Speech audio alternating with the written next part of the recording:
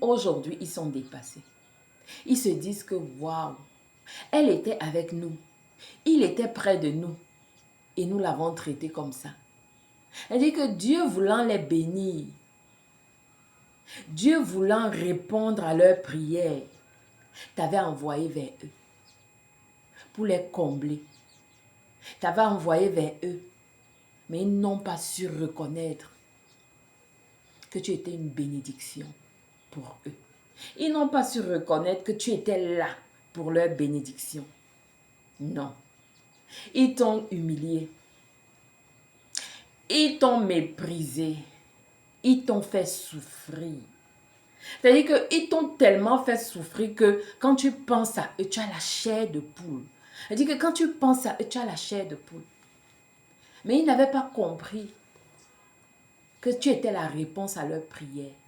Ils n'avaient pas compris que tu étais une bénédiction pour eux. Mais comme ils avaient tellement un cœur endurci, un cœur rempli de méchanceté, ils n'ont pas vu que tu étais cette personne qui venait pour eux. Ils n'ont pas vu. Aujourd'hui que tu es parti, aujourd'hui que tu n'es plus près d'eux, c'est comme si tu es parti avec leur bonheur. C'est comme si en partant, dans tes affaires, dans ton sac, tu as apporté beaucoup de choses, tu as mis dedans. C'est-à-dire que comme ils t'ont humilié, comme ils t'ont fait souffrir, Dieu a fait en sorte que quand tu quittes de cet endroit, il n'y ait plus de bonheur.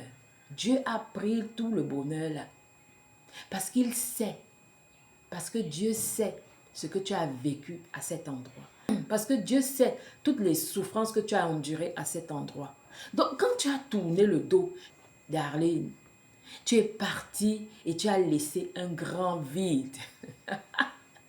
Le vide est grand, il est immense. À cet endroit, il n'y a rien pour te remplacer. Ça peut être dans cette entreprise. Dans cette entreprise, il n'y a rien pour te remplacer. Dans cette maison, dans cette concession, il n'y a rien pour te remplacer. Dans cette amitié, dans cette relation, il n'y a rien pour te remplacer.